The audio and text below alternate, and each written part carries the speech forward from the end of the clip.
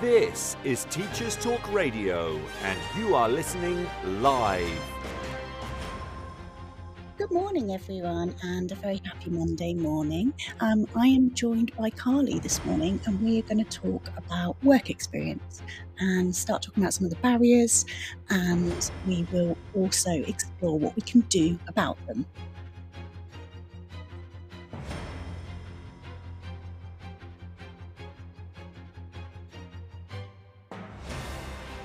This is Teachers Talk Radio, and you are listening live. Tune in live at ttradio.org, or to join in the conversation, download the Podbean app and search Teachers Talk Radio. Follow the hashtag TTRadio. Tune in, talk it out with Teachers Talk Radio.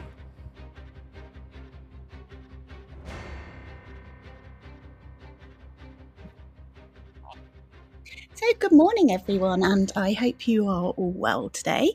As I said, we're going to be talking about work experience this morning with Carly. But just as we get into it, I thought it was a good idea to talk through some of the Gatsby benchmarks. So most people listening will probably be quite familiar with the Gatsby benchmarks of career guidance. But really, this is a framework for schools and colleges to make sure that they are delivering a really robust careers education program. So with the first one that we've got is a stable careers program. So every school and college should have an embedded program of career education and guidance that's known and understood by everyone. That's pupils, parents, teachers, and employers as well. So I think that's very important that it's all embedded.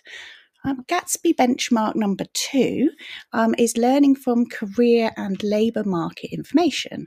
I think, this is something that I've done for our college, and it's looking at the local labour market information and then really working out how you can sort of help your students develop the skills and so on needed to meet those needs and, to be working in the local community. The next one we've got is number 3, addressing the needs of each pupil.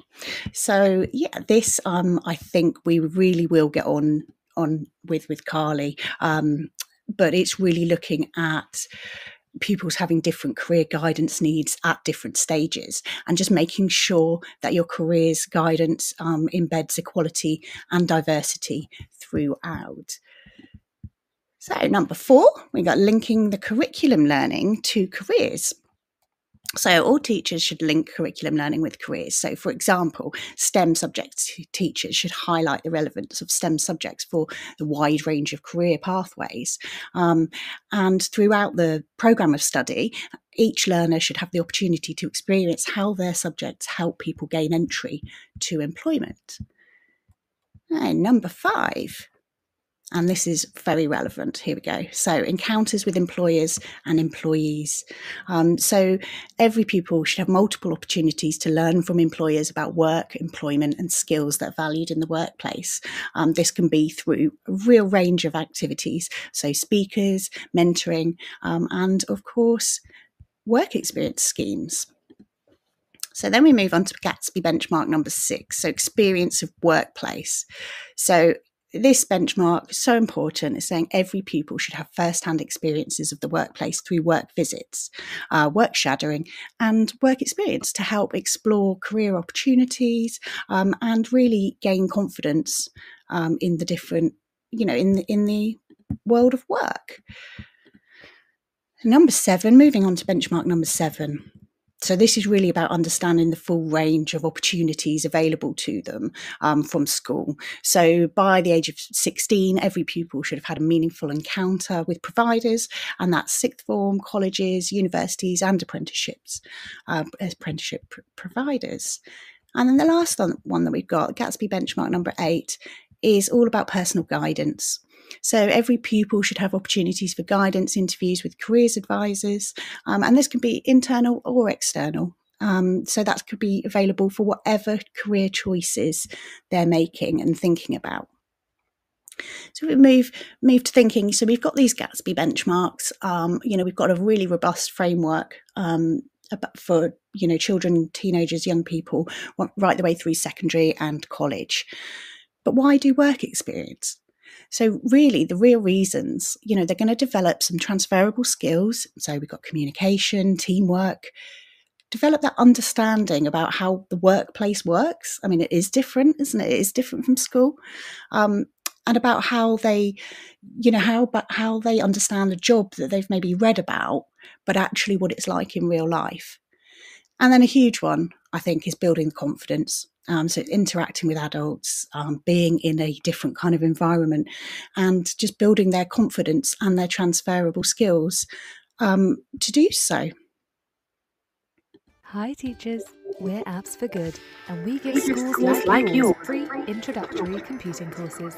Our courses are for everyone, including those who aren't computing teachers, and they're fully equipped with resources mapped to the UK computing curriculum. Independent learning is central to our courses. Your students will develop essential and digital skills by working in teams to create prototype apps for good. We'll even connect you with industry volunteers to give real-world feedback. Let's empower every young person you teach to shape their future with technology. Speak to us at www.appsforgood.org. Imagine having your own instructional coach available 24/7. Now you can with the Teaching How-Tos platform. This highly personalised social platform empowers busy teachers to learn and apply evidence-based teaching techniques, either independently, working collaboratively with their peers, or with our new AI assistant. The platform features over 160 visual guides to teaching techniques, designed to help you quickly and easily implement high-impact practices that boost student engagement and improve learning outcomes. Join over 200 institutions worldwide that are elevating their teaching practices with the How-To app. No gurus, just practical support anytime you need it. Interested in finding out more? Visit teachinghowtos.com and register for our next webinar. Are you looking for best practices and innovative strategies to foster confident, lifelong readers? Watch sessions by thought leaders in education, literacy experts, and EdTech specialists from the International Reading Conference for free. The lineup included renowned speakers such as TV personality and education expert Basit Siddiqui and beloved children's author Michael Rosen. The three-day conference explored a range of topics at the forefront of the current educational landscape, with sessions relevant for all educators and key stages. Sign up to receive the recordings for free by visiting the Reading Solutions UK website at readingsolutionsuk.co.uk. This show is brought to you in partnership with John Catt Educational, publishers of professional development books and resources that support great teaching and learning in schools around the world. Don't miss out. Level up your professional development today and visit johncattbookshop.com to explore the full range of titles. Use the code JCTTR2425 for 20% off your order. Happy reading. This is your Teachers Talk Radio News for the week ending the 6th of... Apologies for that. We'll come on to the news for a bit. We're just inviting Carly to join the show. So in the meantime, I thought, if we start talking, I can start talking about the barriers that young people might face. Really what Carly's focus is on supporting young people with mental health needs and with SEND, neurodiversity, and really looking at what specific barriers they might be facing as well, and supporting that into the workplace. Carly, good morning. Good morning. Yay! I finally made it. Yay! It's always the tech. It's always the tech. Always. But you're here, and thank you so much for joining us, for taking some time out of your lessons and supporting Thank you for having me. No, let me say, I was just, I was starting to ramble on a little bit about, we were, I've talked about the Gatsby benchmarks, which obviously is the framework that education follow. And then I was just explaining that actually really what we wanted to focus on was when you have young people who have SEND, neurodiversity and mental health needs, and really looking at the barriers that they might be facing, and then what we can do about it. Yeah, could we start by sort of exploring some of those barriers? Yeah, of course. I mean, in my experience, I found that a lot of young people that are, neurodivergent have issues with self-confidence and self-esteem. Yes. A lot of our young people will struggle to realise their strengths and their qualities, and that's a big part of it. Just recognising and identifying what you're good at. Yeah. I try and emphasize on you play to your strengths. No one's amazing at everything, but you do have qualities that you will be an asset to someone else. Yeah, totally agree. I don't think there is a real difficulty, isn't there, with young people, and perhaps this is quite widespread as well. I mean, we're talking a lot about mental health and confidence and really the knock-on effect from the pandemic as well. But I think that's a real common one, isn't it? They cannot see, one, they might not even be able to see what they're good at, and then two, they just can't really, or have some difficulty in translating that into a workplace. Absolutely. Yeah. And any kind of past experiences they might have had before, through rejection. It's just building that resilience up and, just reiterating that just wasn't the place for you. So we'll push on and we'll find somewhere that is good for you. Yeah, I think that recovering from a negative experience, that is a barrier, isn't it? And I think that's something that we certainly hear quite a lot. Perhaps they've been previously put on a work experience placement that really didn't work for whatever reason. And they're, for them now, it's frightening, isn't it, to try again? Absolutely, and it's difficult to come back from. I'm sure you and I have probably had experiences before where it knocks your confidence, doesn't it? And you automatically assume that it's you and it's something you've done or not done. Yes, and that isn't always the case. It's just sometimes it's just the wrong place. It's just the wrong time, or you don't match that place. So it's nothing necessarily someone's fault, shall we say. Unfortunately, sometimes it can be if employers aren't as supportive as they say they are. Yes, which is also another challenge. But I think it's just really important that our young people feel, confident and deserving, that they too are deserving of a job and the same life as everybody else. Absolutely. Yeah, definitely. I think that's it, isn't it? Is that they do deserve it, and actually maybe they are going to have to experience some different workplaces to work out, what is going to be a good fit for them. But I think that's really interesting what you're saying about that. Sometimes things do go wrong, and I suppose part of your job is preparing them beforehand, but without being really negative, and equipping them with those skills and things like that to deal with it. But also sometimes I guess you might be picking up the pieces afterwards. Of course.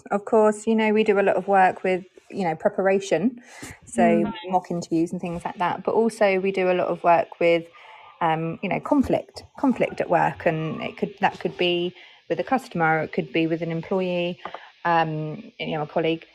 And it's like you say, it's kind of knowing strategies and what is right for you, because as we know, what might be good for me might not be right for the next person. So if they are comfortable with using a specific strategy when they're feeling like it's getting too much and they're feeling quite overwhelmed, that could potentially be the stopping guard of it going horribly wrong somewhere down the line. And it's all experience. That's it. I think it's reframing that thinking, isn't it? It is all experience, whether it's good, bad, scary. It's all progress and it's all experience. I think, and imagine, another barrier is finding the workplaces. I mean, that's not in any way any criticism. I think it could be difficult for business unless you've got a really sort of really supportive, forward-thinking business. you can imagine in a workplace, it might be, the barrier might be, oh gosh, I've got they've signed us up for this work experience and we've got this teenager coming and I don't really have time for that. And also I think, for neurodiverse young people, that lack of structure and that lack of planning, if there's a bit of a scramble of, oh God, who's going to have them today? Absolutely. That's really hard, isn't it? Absolutely. And I think, employers with the, present day, they don't have the manpower to enable that support. A lot of them would like to, but they just don't have that person that they can, give someone one-to-one support, which unfortunately, some of the young people do require. And it's a real shame, because that might be the right place for them and they could really progress and develop there. But if they don't have that support, it will be more difficult for them to follow through. And like you say, it's an ever emerging thing with a lot of companies now, that they do worry that they're not going to be ticking the right boxes either. Yes. A lot of legalities that again can be quite scary for employers and could potentially put them off of just trying. Yeah, true. Yeah. So, I mean, we've already got quite a lot of barriers there, haven't we? So we've got finding the right workplaces, I guess, knowing that everybody in that workplace is okay with it and that they're feeling okay and confident. We're trying to make it a positive experience, but it might not always be. So it's building their confidence and their strategies to deal with that. And then we've got this quite particular one about it, finding it very difficult to think of what their skills could lead to, particularly if they're quite sort of niche or creative or that sort of thing. Is there any barriers that you encounter? I mean, as I say, the self-esteem, the confidence is that's very apparent across the board. But that again is something that can be supported, and we can help these young people boost their self-confidence and believe in themselves a little bit more. So that is something I think we can definitely overcome. But I think that's a really important marker for us and employers to work together with. Yeah, that's really interesting. Because a lot of employers would be great at teaching new skills, but not necessarily very understanding if they don't get it first time, or if they ask lots of questions, or if it doesn't work out, they might be less willing to give them another opportunity. And then we'll fall back into that cycle of the resilience and the rejection, and it's a work in progress all the time. Yeah, that's really interesting. So I suppose like a lot of things, it's down to that communication, isn't it? Absolutely. And having if you're lucky enough to have a sort of bank of really supportive workplaces that you've maybe built a relationship with, that it can be supported. I was just thinking as well, I think there's probably practical barriers, in terms of getting to places. A lot of the young people that might be, with their mental health or SEN might have difficulty with public transport. So I think, and actually getting to these workplaces. So I guess some of it in that, can't it? Absolutely. And that's what we do a lot of work with our young people is, right from the beginning. So I know what I've done is work with the students to establish, first of all, what are their interests? What do they want to do and what do they definitely not want to do? Because let's not waste our time in looking for things they have no interest in. And also, like I said, talking about their strengths and their qualities and using those to their advantage, but also preparing yourself to be organised for the world of employment. And like you say, getting up and getting your clothes ready the night before, having a plan in place of how you're going to get there, what time are you going to have to leave, what if your public transport's late. All of those things are only going to pile onto the young person's stresses already. They're already nervous, they're already not very confident about it. It's a new journey for them. So with all of that piled on top as well, it's a lot. It's a lot for anybody to deal with. So you can absolutely sympathise how they feel. Absolutely. I guess it's those routines, isn't it? And and we've, thinking about that kind of executive functioning, Yeah. all of those things are really difficult, aren't they? But They are. you've mentioned, really putting those strategies in of get your clothes out the night before and work out how you're going to get there, have a backup plan. Because we all know things can go wrong on the day. You just the bus might not turn up, or you get a flat tire. There might be something that throws a spanner in the works. So like you say, having a plan B and thinking, okay, well, it's not ideal, but we can continue. Yeah. And I think that's bringing in all that sort of resilience and all those skills as well, isn't it? Yeah. So I'm really interested, if we go back a little bit, and we talked about how the young people really might struggle to see how their skills and interests and their strengths can fit with the workplace. And I think as well, we're talking about aspiration, aren't we? Sometimes we might have young people in our schools and colleges who don't have any aspiration at where they are in their current, state or point in their life. Yeah. So what can you do, or what can you suggest to people to do to be building those aspirations? I think the aspiration side of it might be as a result of a negative experience before. Yeah. Or it might be just because they're apprehensive about the future, because they're scared, they're worried, they don't know, they've never done this before.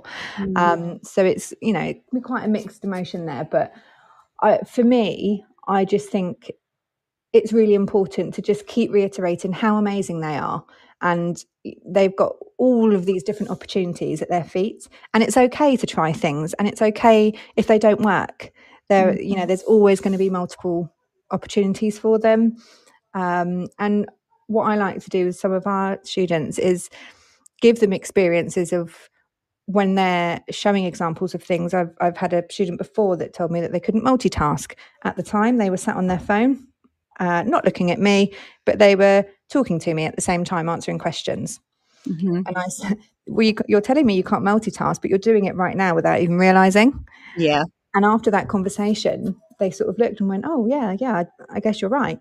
It's just recognizing that a lot of these things you're doing all the time. Yeah. But because you're not realizing it, and until someone points it out, it doesn't become apparent. So it's just reiterating what these guys are good at. Yeah, I agree. And I think sometimes it needs to be very specific, doesn't it? Because I think, what you can hear is if you say, honestly, you are so good at that, they'll say, well, it's your job to say that. Or you're just saying that. So it's making it specific, isn't it? Personal to them. Yeah, you are really good and factual, I think. So it can't be disputed. You are really good at this because you got this mark on your recent assessment or something like that. So it's making it, isn't it? It's almost depersonalizing it a bit. Absolutely. And it helps if you do have something visual to show them. Yes. And it's kind of that I'm not making it up, it's here in black and white and you can see it for yourself. Exactly. And and they feel proud of that, and it's nice, and we feel proud that we've helped them get where they are. And it's just it's a growing thing all the time with them. I think that's it, isn't it? It's worth, it's really for staff as well. It's potentially not immediate, and it is a process. It might be a little bit one step forward, two steps back, especially if something, like you said, something goes wrong and you've got to help them recover from that. The other one I'm quite interested in when we're talking about aspirations, and I know that, we have had to manage this, is when they've got aspirations that are not realistic. And I think that's really tricky, isn't it? Because it's very sensitive. You spent a long time building this young person up, and you've got that relationship with them, and they trust you. And then you've worked on skills and strengths, and they've gone, actually, I mean, this is a good one, isn't it? Oh, I really like gaming. I want to be a game designer. Yeah. And that can be incredibly, or I like music. I'm going to become a musician. It can be very difficult. And I think it's always easier if you have that rapport with that young person anyway, because they do trust you and they know that you have their best interests at heart. So sometimes in that sense, it can make it easier to have that realistic, frank conversation. Yeah. I think there's always a way that it can be done, and it doesn't have to be, stamping on their dreams, but it can be, well, rather than this, why don't we look into this instead? It's very similar role, you might be doing similar activities. Something I like to use as well with young people is the skill will matrix. So we kind of look at the end result. So I don't know, it might be being a gamer. So do you have the skill to do that? And do you have the will? Because you might have all of the tools you need, but actually, do you have the desire to do that? Do you have the get up and go and the motivation, and the commitment that some tasks require? Or it could be the other way around, where you really want to do that, but you don't quite have all the tools. So it gives a bit of a clearer picture for us to kind of see what we need to focus on to help them get to that end result. That's really interesting. I think that's really good. Again, it's another tool, isn't it? That's not slightly depersonalizing it. So like you said, it's not you stamping someone's dream. Because it can feel like that, can't it? It can feel like that. If you've got your heart set on something and someone says no, it's heart-rending, isn't it? Absolutely, yeah. And like you said, if you spent a long time building up someone's confidence and then they suddenly go, right off the other way and go, I'm going to be a Hollywood actor. It's sort of managing that, isn't it? I love that. Have you got the skill? Have you got the will? Because I guess that gives you a bit of a, you look at the end goal, and I always think working backwards is a really handy. Yeah, I agree. So you kind of could break it down, couldn't you? And I guess sometimes just hope that they sort of come across something in the meantime that they're actually. And that can be used visually as well. Yeah. And they can add things to it all the time. They can, if they've learned something new, add it to the skill section. And before you know it, you've accumulated all of these skills that you didn't think you had before. Yeah. Now let's look at all these different opportunities of where you could best use those skills. Yeah. And it might be that it's something that they haven't thought of before, but it might be suggested, and they might, if they have the confidence and the support, think, actually, I'll give that a go. Yeah, that's it. They could end up really loving it. Just increasing those opportunities, isn't it? And widening, broadening those horizons from thinking, well, actually, I can't do anything and I'll probably never work, to looking at different opportunities and trying and going, going back to those Gatsby benchmarks. It's having meaningful opportunities, isn't it? And meaningful interactions with different workplaces and hearing about different careers and things. Like you said, it's just giving them the opportunity to try things that they might not have thought of before. Absolutely. And I know personally, I've tried things, different jobs that I've thought, oh God, I'd be awful at that. I don't see myself doing it. And you give it a go and you think, actually, it's not that bad. Yeah. It might not always be right for you in the end. It might not be very long, but you've given it a go, and you would have taken away a skill or an experience or something from every opportunity, and you can use that. I think that's it, isn't it? I think it's different now. I know very much when I was at school, it was sort of, you might meet with a careers advisor, and it was all about finding your career. What are you going to do? What are you going to be when you grow up? Yeah, for the rest of your life. Yes, exactly. I mean, I did my work experience at a vet's. Yeah. Really couldn't be more different. Well, maybe there's some, I don't know, there isn't. But, and growing up, that's what I thought I wanted to do. Yeah. It was only, actually, it was when I got to college and realised I probably wasn't clever enough, or maybe it was that will, skills. You needed the skill will matrix, didn't you? I wasn't going to be doing chemistry and getting the grade that I needed to get into veterinary school. So, I think, it's not about potentially signing up to something for the rest of your life, is it? It's about trying different things. And like you said, a job can be good for that point in your life. Yeah. Serve a purpose.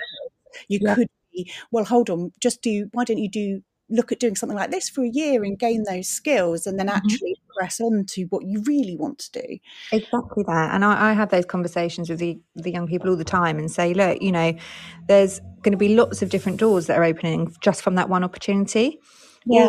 Always look for something that you can progress in. Can you move higher? Can you, once you've accomplished that and you're happy, can you Can you move on to something else? It's, I don't like the idea of it being a closed door thing where, you're going to do that and that's it. Yeah. And there's no movement, because what if it doesn't work out? Exactly. But Or I what if think, we get there, yeah, and say, actually, this job isn't what I thought it was. exactly. And again, that's what I try and reassure them, that, it doesn't matter whether you're 16, 21, 30, 50, you can change your mind at any time and it's okay. Yeah. And actually that's exciting, isn't it? I think if you can impart that excitement to them of actually there is a world of opportunities, and who knows, you might end up doing something completely obscure that you never thought you'd do, but actually that's excitement in life. Exactly. And you don't want to look back and think, oh, I wish I'd have given that a go. I wish I'd have tried it. Yeah. It's just having those frank conversations, isn't it? That it might not always work, but just try it anyway. What's the worst that can happen? Exactly. I love that. All right. And on that note, we're going to hear from our sponsors, and we are going to have the news that I mistakenly played a little bit earlier. We'll hear it properly. And then we'll come back, and I'd like to hear from you, Carly, about developing workplace behaviours. So I touched at the beginning on the fact that the workplace and the work environment is very different from education. So I think it would be really great to hear from you on those behaviours. No problem. July. Times Education Supplement reports 6 of the 11 specialist maths schools have been delayed, prompting head teachers to wonder whether the millions spent so far might have been better spent at existing sixth forms. The Specialist Maths Schools programme began in 2019.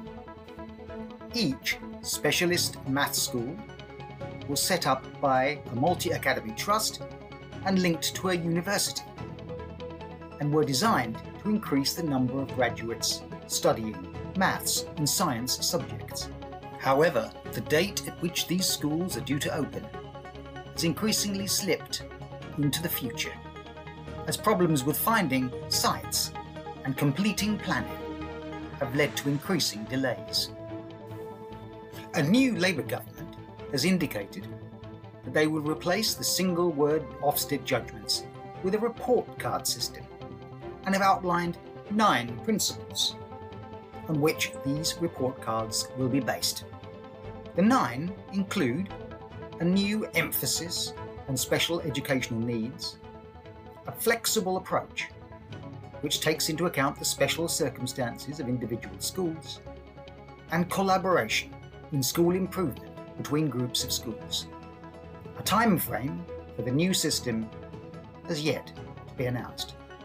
The new Children's Laureate, Frank Cotterell Boyce, begins his 2-year tenure in the role.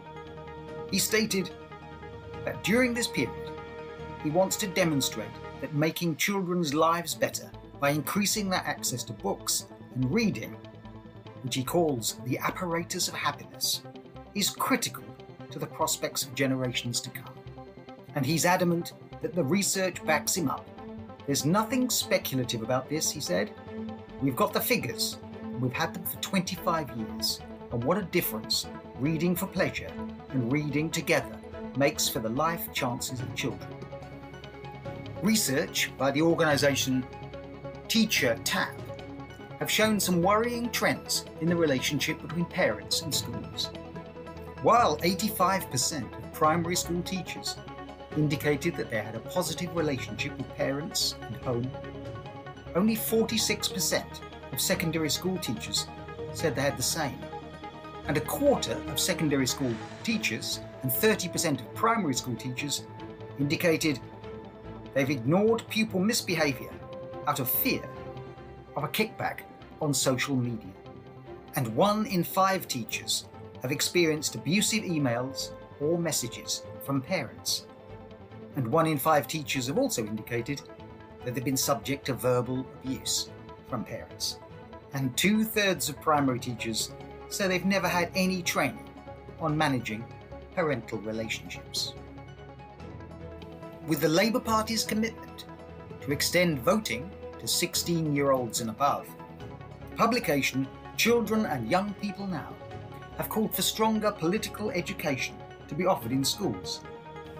Since, while votes for 16-year-olds remains widely popular among that age group, they also are the least likely to vote. Looking back on the last 14 years of Conservative government rule, the investigative journalist Warwick Mansell, in his online newspaper Education Uncovered, compiled a list of the 10 most egregious scandals in education over the last 14 years. These included such things as the lack of transparency in funding of multi-academy trusts, the payment of executives, and of course, the disastrous handling of the pandemic and qualifications. But above all, of the 10 scandals, the number one scandal was evidence Ofsted had made up research findings in order to support its political agenda. In one case, Professor Mark Boylan of Sheffield Hallam University told Schools Week that he was astonished to find Ofsted citing research that he'd never carried out. And Professor Mike Askew, former president of the Mathematical Association, accused Ofsted of a complete fabrication in relation to the work he'd carried out with fellow academics, which was cited in an Ofsted report. This week, the BBC reported that a giant blanket made by parents of pupils who've been excluded from primary and secondary schools has been officially unveiled. The crocheted blanket was made from 2,999 pieces of fabric, which represents the number of children who were excluded on average each school day in 2021 to 22. Dr. Sarah Martin Denham from the University of Sunderland, who led the project, said it had brought the community together in a way that is wholesome and empathetic. The blanket will now go on a year-long tour of schools and community groups in England to raise awareness of this issue.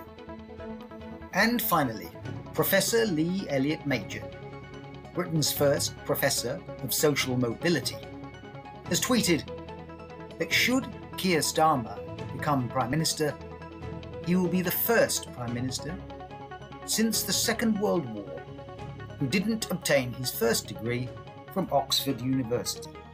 Starmer went to Leeds University and he's the son of a toolmaker. This has been your Teachers Talk Radio News, read by John Gibbs.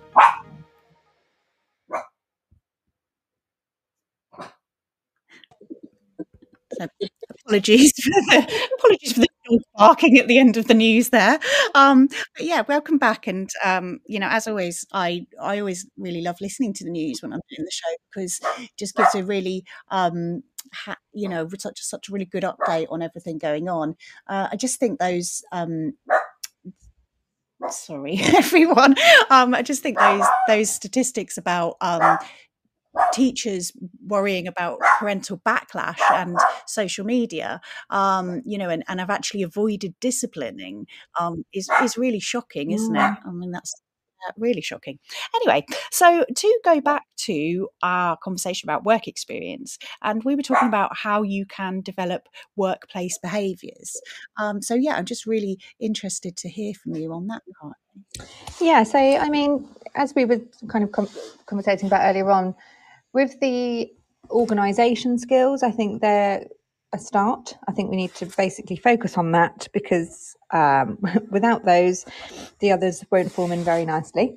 I think these behaviours need to be brought into place at their school or college, but also at home. A lot of them are transferable, aren't they? And I think if that just becomes the mindset, becomes the norm, like they're thinking about their qualities and strengths, they won't even realise they're doing it. We do a lot of work here in terms of expectations. What do you as a young person expect from your employer, and what your employer will expect of you? We've had some of our young people that have gone on work experience placements before.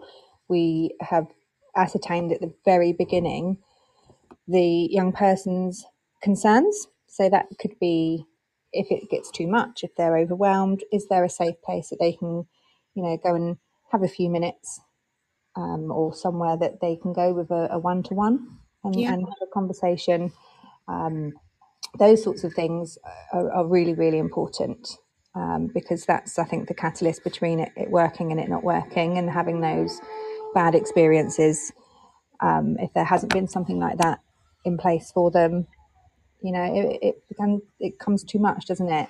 Yeah, no, I think that's really interesting, isn't it? Just like you said, just what will an employer expect from me, and what can I expect from an employer? I think that's just such a really great conversation to have. And like you said as well, I thought that was really, really good, really interesting, that developing those workplace behaviours, whether it is organisation, whether it is, what time management, those kind of things. But if you can, I guess, if you can work with them, and whether it's working with the parents, carers as well, to be doing it at home as well, Yeah. then it's all just really embedded, isn't it? And I guess becomes a more, It's a culture then, isn't it? Yeah, exactly. No, I think that that's really interesting, that kind of making sure that encouraging them to practice these things at home as well. It's not just a school thing, a college thing, or a work thing. It's actually tools for life. Yeah. Yeah, love. These things are life skills, aren't they? Yeah, And they're ultimately going to, hopefully, have the desired effect and ensure that there's a smooth running of that young person's future, and that they're prepared for any hiccups or, anything that doesn't necessarily go to plan. And these things have to be built in at home as well. Yeah. If a young person was at home and, is feeling overwhelmed, 9 times out of 10, they would revert to their bedroom. That's their safe space. Yeah. There has to be somewhere at school or college or work for them to be able to do the same. Yeah, definitely. And this comes back to actually, this links a lot with a lot of the conversations that I have as well, and things that I'm doing, is that actually these things that can be put in place in the workplace benefit everyone. It might be that it's an accommodation or a workplace sort of adaptation for somebody with needs or so on. But actually, that's what I was saying. Like, if you had a difficult meeting, who wouldn't want somewhere quiet and safe to spend 5 minutes and just, de-escalate? That's good for everyone. So yeah, I think there's a lot in that as well. Just, I think, preparing and clarifying things before. I'm interested, when we think about workplace behaviours as well. So we've kind of talked timekeeping, organisation, that sort of thing, understanding what the expectations are. But I guess, it could even be kind of presentation, couldn't it? Personal presentation. Yeah, it really can. And those are the kind of life skills that we're trying to encourage our young people to work with, because again, they are just what will carry you through in life. It's really important, having, good personal hygiene, good presentation, and that would in turn really promote good mental health. Yes. When you feel better inside, you look better on the outside, you radiate that, and people pick up on it, don't they? And equally the other way, if you're not feeling so great and you're not really looking after yourself, people will notice that. Yeah. Oh, I love that. I think that linking it back to your mental health and confidence as well, isn't it? Like, so do you put on an outfit that you love and you feel confident in? Yeah. Yeah, do your hair. Little boosts like that are so good for our well-being. I'm all for the little wins. If you're having a rubbish day and you don't feel great, and someone compliments you and says, "Oh, I don't know, I like your hair," or "You look great today," it does make you feel good. Oh yeah, it's those endorphins, isn't it? And you think, "Oh, okay, maybe things aren't as bad as I feel like they are." Exactly, and it's that fake it till you make it, isn't it? You start Absolutely. to feel confident, and then you will feel more confident. So Absolutely. I love all of that. Any other workplace behaviours that you particularly have to address? I think boundaries are such an important one. Kind of respecting and understanding that your boundaries may be different to someone else's. Yeah. And just as you would, expect someone else to respect yours, you have to reciprocate that. Now, that can be quite a challenge, with neurodiverse young people, because they don't always understand those Yeah. boundaries.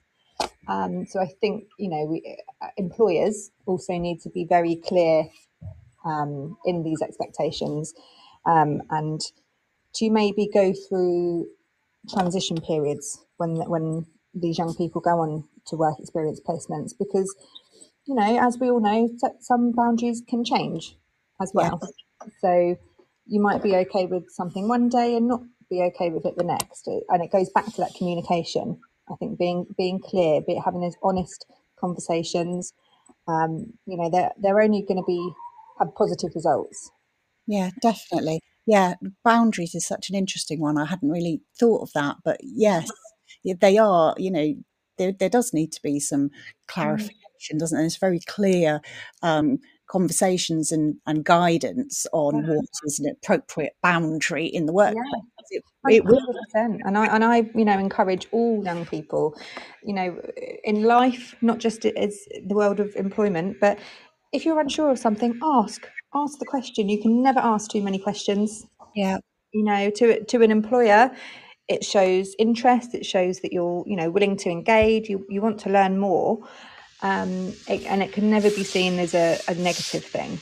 No, I agree. And actually, I think the other way, isn't it? If somebody asks a question about a boundary, or there's so many, isn't it? There's a myriad of social rules and expectations in the workplace that we don't always all get. But I think if somebody asks that employer, it's kind of a stop and think moment for them, isn't it? And go, oh, hold Yeah, and for some employers, it might be that they need to, rethink some policies and procedures and things if something's brought to their attention. Exactly. They might be going on an assumption that something's, perfectly clear because that's just what we do. But it could be a real learning experience for them as well. Absolutely, it's that same old thing, isn't it? It's easy if you know how. Yes. Yeah. But people might not necessarily know if this is a new job for someone, or a first job. In fact, they might not be aware of the expectations of them, or that specific organisation's policies on certain things, until it's explained to them, in a format that they understand and they can comprehend that information. You can't they can't then be kind of, not punished, that's the wrong word, but kind of, there can be no negative influence on them, if the employer hasn't made them aware. And that's also something that can be quite challenging, if the employer isn't very clear at the start, or if they've kind of changed their values over time. Obviously I've explained to our young guys that if that happens, that is not an organisation you want to work for. Well, exactly. It's like when you go for an interview, isn't it? Now, I know I've listened to some other really interesting Teacher Talk Radio shows when people have been talking about interviews, and sometimes it's about whether the company's right for you. Yes. And if there's things in that company's culture or that organisation or just their way of operating that isn't inclusive or doesn't fit with your values, then you're right. It's that way round. And what's really interesting is that, after interviews, we like to kind of dissect it and say what was good about it, what could have been better about it. And, it's interesting that some of our young people instantly can identify, oh, well, that wasn't very respectful, what they said, that I didn't really understand that, I didn't like this, or, and it's really interesting that they can point those out. Yeah. And I guess, like you said, it's about that kind of reframing it and saying, actually, that place wasn't right for you. It wasn't for them. Now, we are rapidly racing through this show. So we're going to hear from our sponsors, and then I'd love to come on to the last bit. Our very last bit is, how can work experience be improved or supported? Hi teachers, we're Apps for Good, and we give schools like yours free introductory computing courses. Our courses are for everyone, including those who aren't computing teachers, and they're fully equipped with resources mapped to the UK computing curriculum. Independent learning is central to our courses. Your students will develop essential and digital skills by working in teams to create prototype apps for good. We'll even connect you with industry volunteers to give real-world feedback. Let's empower every young person you teach to shape their future with technology. Speak to us at www.appsforgood.org. Imagine having your own instructional coach available 24/7. Now you can with the Teaching How-Tos platform.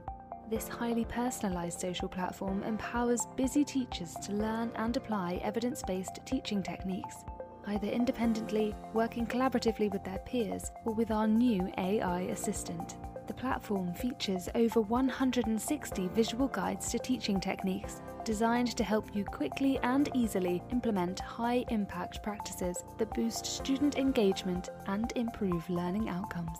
Join over 200 institutions worldwide that are elevating their teaching practices with the How-To app. No gurus, just practical support anytime you need it. Interested in finding out more? Visit teachinghowtos.com and register for our next webinar. Are you looking for best practices and innovative strategies to foster confident, lifelong readers? Watch sessions by thought leaders in education, literacy experts, and EdTech specialists from the International Reading Conference for free. The lineup included renowned speakers such as TV personality and education expert Basit Siddiqui and beloved children's author Michael Rosen. The three-day conference explored a range of topics at the forefront of the current educational landscape, with sessions relevant for all educators and key stages. Sign up to receive the recordings for free by visiting the Reading Solutions UK website at readingsolutionsuk.co.uk. This show is brought to you in partnership with John Catt Educational, publishers of professional development books and resources that support great teaching and learning in schools around the world. Don't miss out! Level up your professional development today and visit johncattbookshop.com to explore the full range of titles. Use the code JCTTR2425 for 20% off your order. Happy reading! This is your So just for the last few minutes that we've got, I'd just love to hear some ways that work experience can be improved or supported. I mean, I think we've kind of touched on a few already. So we've talked about kind of having those conversations where you clarify expectations. And we've talked a little bit about the communication and being able to unpick things. But what would you say are your top tips to support your work experience? I think that, you know, in education setting, that it's important that the young person has someone that they can go to, a dedicated person for, you know, in that role, that can support them from the very beginning, you know, to applications, to going with them, you know, being a point of contact, and that could be accompanying them to the interview or going with them on their first day, you know, and just talking about it through every stage. How was your day? You know, what did you not like about today? What did you like about today? And also, I feel that, you know, employers can work in such a different way with education teams, because they can come in and do presentations and talks to the students and just open up the opportunities. Yeah. Make yourself visible. Yeah, I love that. And I guess it's kind of, you know, with it, same as anything, isn't it? When you're, especially if you're talking about young people who perhaps have those needs or are lacking confidence, to have that one person consistently have that relationship with, who can see you through the preparation, the mock interviews I know you talked about earlier, kind of doing mock interviews. I love that idea of that check-in at the end of the day.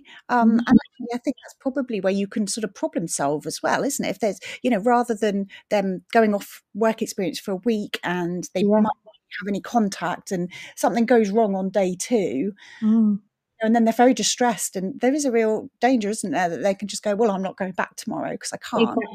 Exactly. And, I know personally I've offered for, giving my email, my work email, and said, if it's getting too much and you feel like you can't go to a member of staff there, send an email and I'll call in and I'll have that conversation. But, just don't suffer in silence, and we can resolve this and it will be okay. Yeah, exactly. Even a wobble can be, really catastrophic, can't it? In terms of kind of giving somebody another negative experience where it's not happened. And I guess as well, like you said, having that person, a member of staff in the workplace. I mean, I love that idea about building those long-term relationships with businesses, where somebody could come in and do a talk about their workplace or their job or whatever, and then they are a familiar adult as they move into the workplace. So again, I guess it's those relationships, isn't it? Absolutely. And for young people, it's just having that familiar face. It might be 6 months down the road, but they might think, oh, I remember that person. They came in and they told us about X, Y, Z, and it's instantly less scary. Yeah. And, for employers, it could just be that students go and have a look, just have a tour, and then not necessarily the employer coming to them. A group of students can go and have a tour around, see what it's like in the day-to-day life, see if it's something you think you could do. Yeah, I love that. So just quite creative ways, I guess, just getting a bit creative with how you're engaging employers, as much as how you're engaging students and learners. Absolutely, because not all job descriptions are exact. No. And there might be many different things that you'll be asked to do that aren't in the job description. I think that's true of all of us, isn't it? That's another little life skill.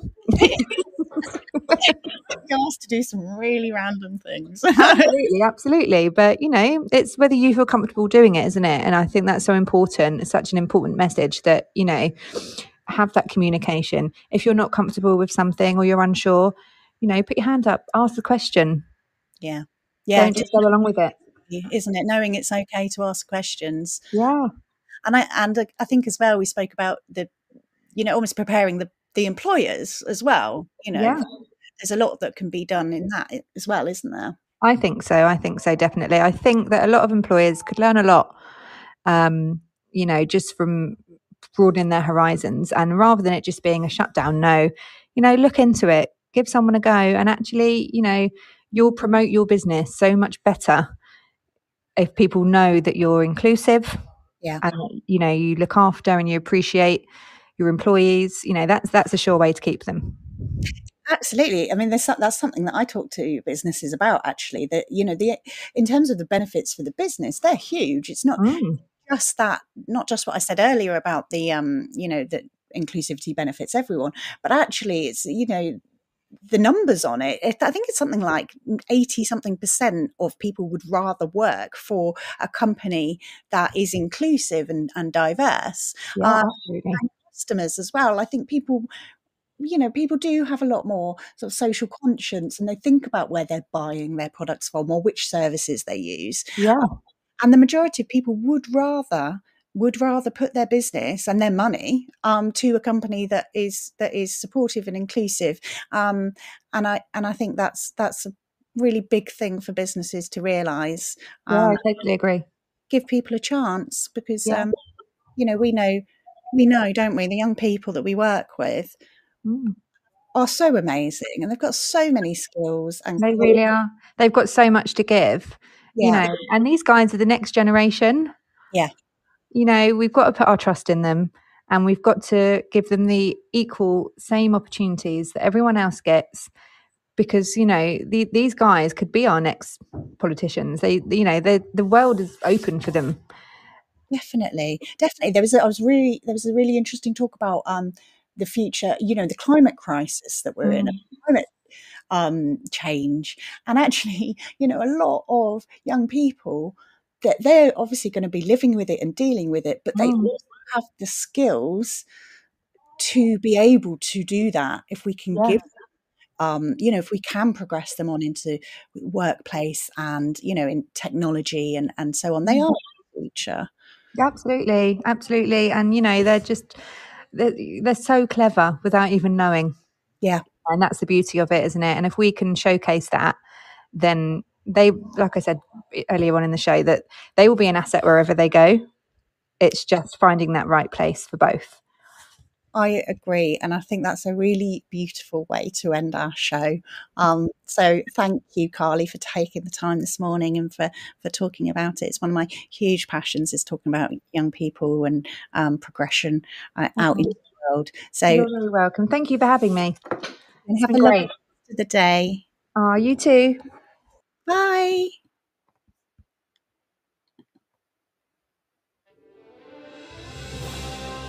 You've been listening to Teachers Talk Radio. Tune in live and listen back at ttradio.org. We look forward to hearing from you next time on Teachers Talk Radio.